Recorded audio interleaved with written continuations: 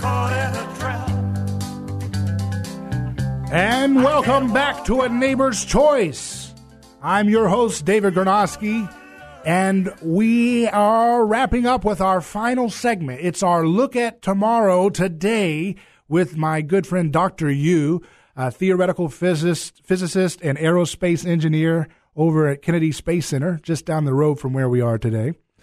And I wanted to ask Dr. Yu, give us a little nugget of a little something to chew on here in these last couple minutes as we think about, I always talk about shining a light on the corruption, right? But you challenge even the concept of conventional physics for what light is. Yes. What is the conventional view of light? Oh, conventional view or the most, the common view by individual is whenever you see light, so there's some particles that's called the particle of photons, somehow traveling through space and impact your eye.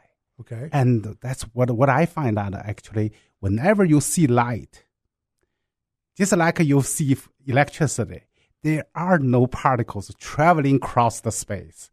It's a vibration of motion. So that's what so-called wave property of light is a vibrational motion.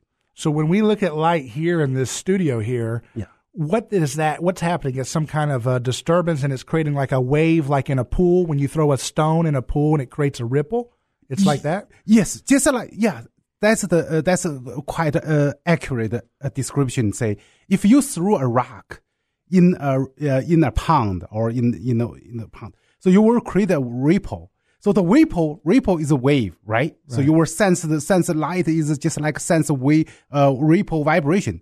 However, if you look closely, the every single particles in the pond, in the ripple, they are not traveling across. Right, they're just jiggling in place. They are vibrating, jiggling in place locally. Right. But the energy propagates. Yeah, that's one of the nuggets I can share.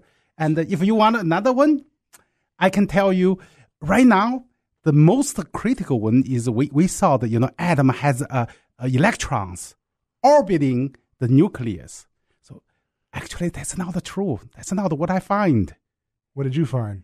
I found that there's no particles, any subatomic particles orbiting anywhere inside of a atom. So think about this one.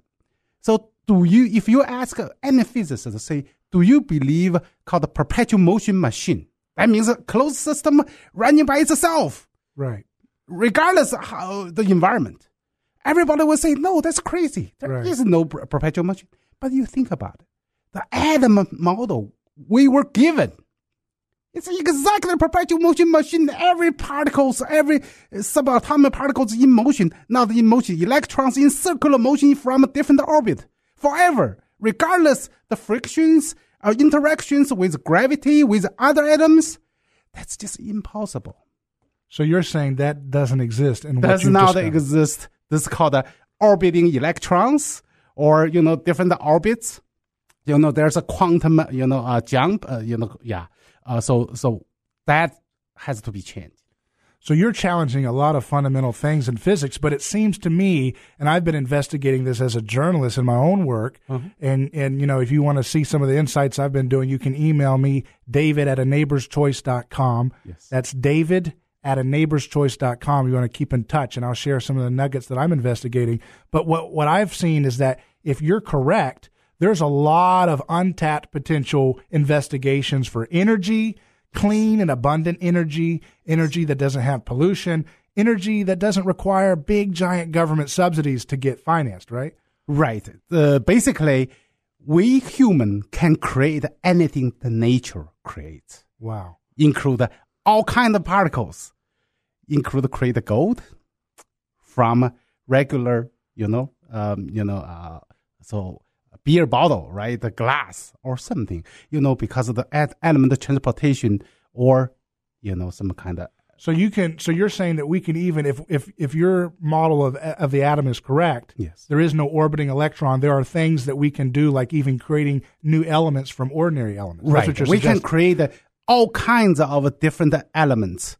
So now we can have real elements, something from normal elements, because fundamentally they are only differ by structure. Wow. They're all made by single probe. There Dr. Yu goes again, folks. Every week he is shattering our minds with new insights. And guys, I just want to get something done here. I'm like, wow, let's get to work. Let's get the ovens. Let's cook some new elements. Let's get going here because we can solve the problems ourselves. We don't need to rely on those old outdated groupthink guys. We'll do it ourselves, folks. That's the American way. You've been listening to A Neighbor's Choice. We'll see you next week. Tuesday in the evening at 8. I'm David Gornoski. Godspeed.